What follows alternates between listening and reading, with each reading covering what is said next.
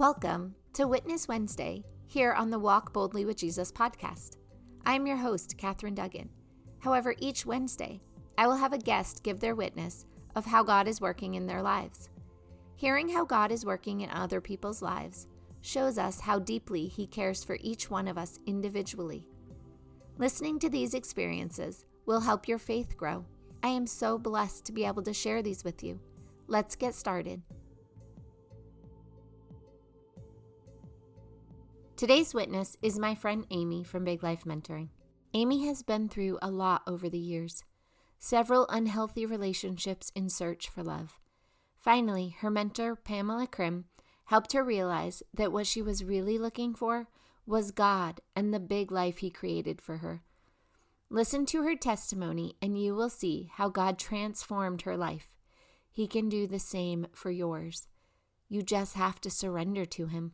Take it away, Aimee.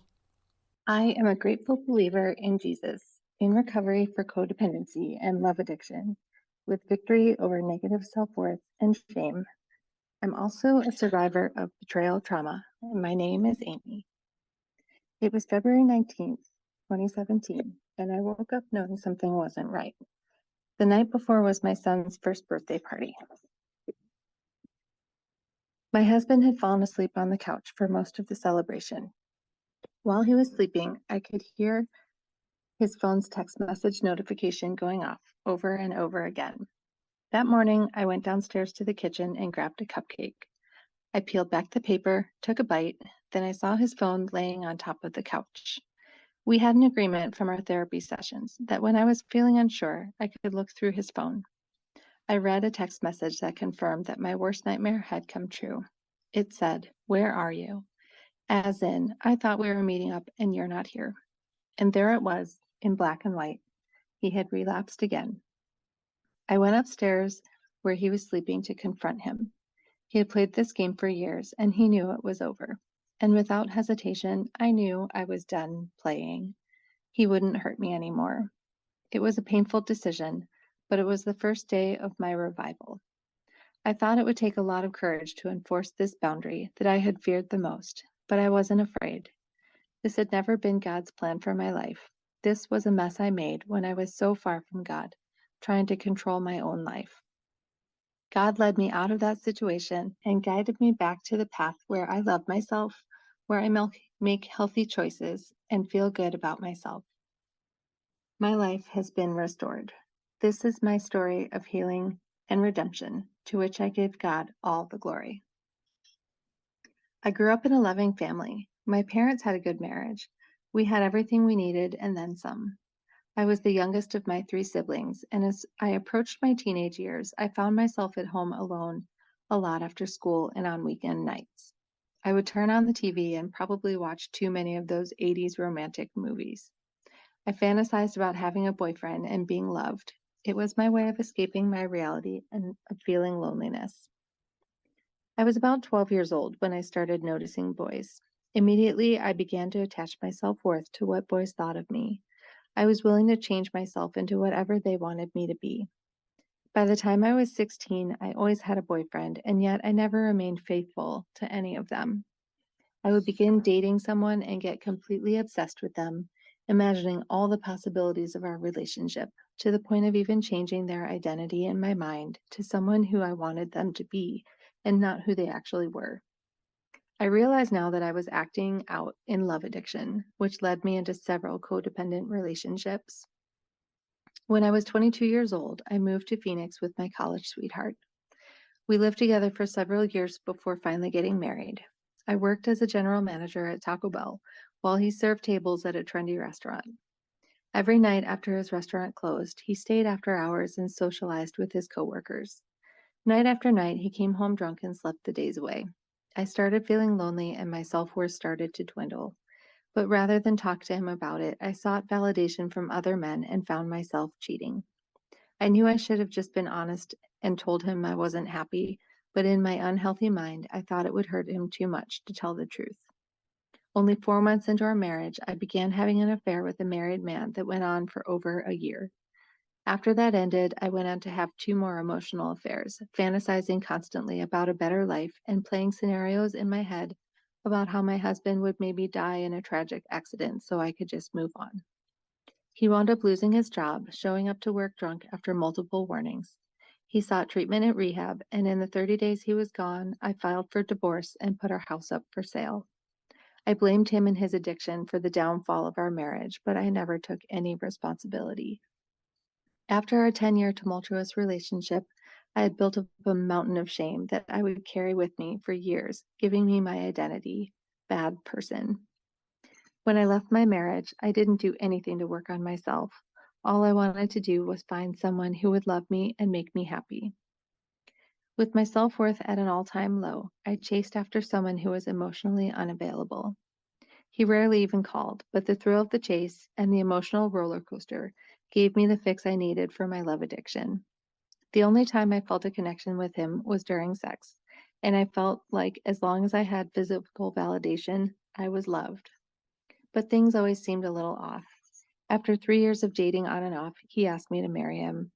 I thought I had finally broken through his walls, and I imagined how I would love him into being the person I wanted him to be. He was in the Army Reserves and went on 2 long deployments in the first 3 years we were married, and I spent most of my time fearing for his life. When he returned, he started his career as a police officer. He worked nights, and on his nights off, I woke up to him looking at porn. I convinced myself that it was normal, but deep down, it made me feel like I wasn't good enough. I was in my mid-30s and desperate to have a family, so I completely denied there was a problem. In May of 2012, I was blessed with my first beautiful baby. When he was 3 months old, I was downloading baby pictures on our laptop when I found the evidence that my husband was going outside of our marriage for sex. He wasn't having an affair with just one person. He was meeting up with dozens. My world was absolutely shattered. I insisted that we go to a marriage counselor, and after our first session, she recommended that he visit a certified sexual addiction therapist. He started seeing this therapist, but he went infrequently. He came home one day telling me about a men's group that he was going to start attending. I felt like things were taking a turn for the better, but from there, it only got worse. He stopped going to therapy altogether, and I found out again that he was acting out. Over the course of the next 4 years, I found out time and time again about his infidelity, and each time he would betray me, I lost more and more of myself to this trauma. The lies of the enemy told me that I was unlovable, and I fully believed them. I told myself that I may as well just stay in this unhappy marriage and be miserable because I didn't want to break up our family. I felt like I deserved all this pain because of my past. I thought good things only happened to other people. I thought that no one else could possibly have a life as messed up as mine. I started attending a partners therapy group and realized that I wasn't alone in this fight. 4 years into therapy, my husband relapsed again and he admitted he needed more help. We researched treatment centers and settled on one in Philadelphia. As I was driving him to the airport, I felt hopeless, thinking that there was no way 30 days of rehab could fix 30-some years of his bad programming. While he was there, I went to a Good Friday service and listened to the sermon about how Jesus died for me, and I thought about how I wasn't worth his sacrifice. I felt abandoned. How did I get here? I thought. I didn't want to hurt like this anymore.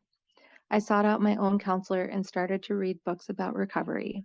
During this time, I lived in constant fear and anxiety, afraid of what he was doing every time he walked out the door.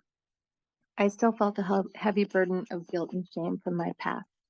I just couldn't forgive myself, even though I wasn't doing bad things anymore. I hated myself for who I used to be.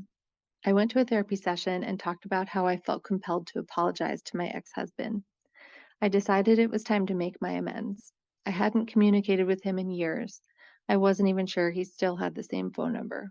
But he did, and he accepted my apology. He went on to tell me that everything was his fault, but I released him of that guilt. The weight of the shame I had felt for so long was lifted, and it felt good. I stopped trying to control my husband's recovery. He was attending recovery meetings and going to counseling more regularly. I really believe that he was trying to overcome this addiction that he had been a slave to. We had built up a lot of support in our recovery community, and then he got fired. We decided it was time to move to Michigan to be near my family. I got pregnant with our second son shortly after moving, It certainly felt like life was going in our favor, but without seeking new counselors or recovery meetings, it didn't take long for us to return to our old patterns. He was away from home for long hours again, and my anxiety flared. I felt disconnected from him and would try to have conversations to talk about my fears. He would tell me he was struggling, but he said he was doing okay. Just before Christmas, I found out that he was looking at porn again. Then February rolled around and my son's birthday party, where my testimony began. Psalm 34:18. The Lord is close to all whose hearts are crushed by pain, and he is always ready to restore the repentant one. March 13th, 2017, I found a Celebrate Recovery meeting in Brighton, and I showed up ready to surrender. I was at my rock bottom and wanted to build my life back up on a solid foundation. I showed up week after week, and then it was announced that a women's step study was beginning. I knew this was my opportunity to dig deep and work the 12 steps. It was time to surrender it all. I was baptized and gave my life to God. Mark 16:16 says, anyone who believes and is baptized will be saved. It didn't happen overnight, but I can say with certainty the day I was baptized was surely the beginning of my salvation. Over the next few months of hard work, I learned to seek God's will by turning the outcome of my situation over to Him. I began the process of forgiving my husband for all the things he did, knowing that they were not okay things that happened, but I could let go of the hurt that they triggered. I realized that he didn't do these things to hurt me. He was dealing with traumatic events that had happened in his own life, the only way he knew how, by escaping through his addiction. I also began to forgive myself. I worked through my inventory and made my amends, and by the end of the step study, I was ready to trust God in leading me to a better life. However, it was clear that my husband wasn't willing to change his lifestyle. He was just being the person that he always was, and it turns out I couldn't rescue him. After much prayer, over a year after we had separated, I filed for divorce. Isaiah 40:31. Those who trust in the Lord for help will find their strength renewed. They will rise on wings like eagles. They will run and not get weary. They will walk and not grow weak. After the step study was over, I wondered what was next. That's when I was introduced to my mentor, Pamela. She taught me scripture in a way that was so personal that I finally understood God just wanted me to be the person that He created me to be. She taught me that I didn't need to feel like I was just surviving through life, that I could thrive again. She challenged me to be better, to keep doing the next right thing, and to enjoy life no matter what the circumstances. I started making real changes and feeling a difference in myself.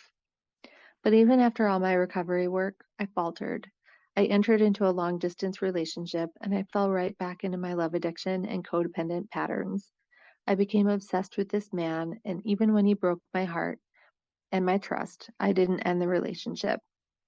I didn't like who I was around him. I could feel the relationship I had been building with God start to grow distant again.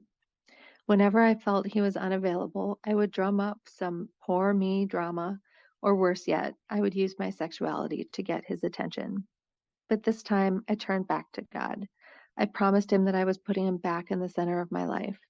God convicted me to end that relationship, and while I thought it would hurt, He made it abundantly clear that this was His will, and in my obedience, He completely changed my heart. Then I finally had a breakthrough. Pamela told me, you are longing for more because you were created for more. Settling for less is eating you up on the inside. You are made for more. You are capable of more, and you are worthy of more. That sad and confused feeling was me settling for less than what God had planned for me. He had so much more than I knew was even possible, and I started to believe that I was worthy of it.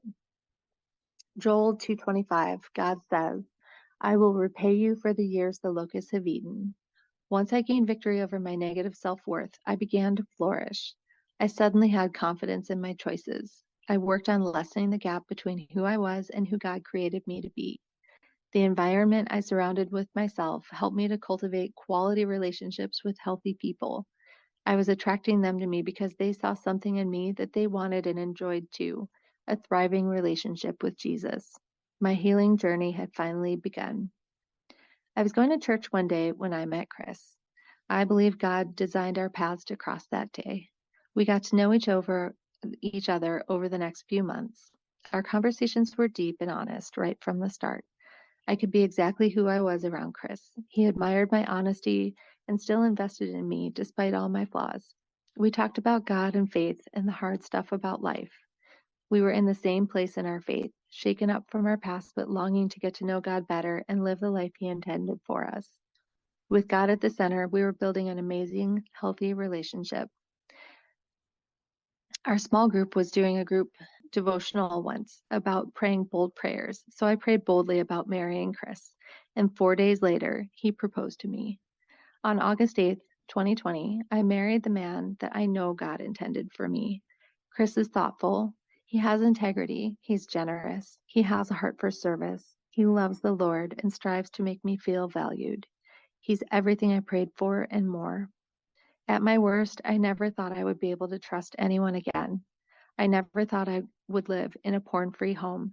I never thought I deserved to be happy. But God, my life has been restored by grace. I received redemption because I asked the Lord Jesus into my heart, and where Jesus is, fear, hurt, and shame simply cannot exist. I believe that my spiritual gift is love, and left to manage this gift on my own, I was irresponsible with it. But in God's hands, He has given me a safe place to love, and it overflows through me so others can experience it too. Here's the truth that I know now. I'm a good person. I'm worthy of Jesus dying for me, and with Him, I am enough. Ephesians 3:20. Never doubt God's mighty power to work in you and accomplish all this. He will achieve infinitely more than your greatest request, your most unbelievable dream, and exceed your wildest imagination. I give God all the glory for my new life. I'm experiencing a peace and a joy that I have never known before as I learn to ask God into every area of my life. I am His girl, and He is telling me not to be afraid. I am empowered by God's love to be the strong and unshakable woman that He created me to be. Thank you for letting me share. Wasn't that an amazing testimony? Thank you so much for sharing with us, Aimee. Thank you for being vulnerable and being so honest. I know your testimony will help others. I know others who have dealt with spouses who had pornography and sex addictions. I am grateful the Lord helped you see that your self-worth is based on who He says you are, not who the world says you are. I am grateful that He brought Chris into your life. Thank you again for sharing, and I hope you come back and share another testimony sometime. We have all seen God working in our lives. However, we might not all be aware it is God who is working in our lives. This is why it's so important we start talking about it more. The more we share our experiences, the more people understand how God works and how much He truly loves us. If you would be willing to share any of your experiences of how God has worked in your life, please email me at Catherine@findingtruenorthcoaching.com. CATHERINE at findingtruenorthcoaching.com. Or you can click on the link below. It won't take up much of your time, and your story could be just the story someone needs to hear today. Please prayerfully consider sharing your story. Everyone has one, and the world needs to hear them. I look forward to spending time with you again tomorrow. Remember, Jesus loves you, and so do I. I will have another witness for you next Wednesday. Have a blessed day.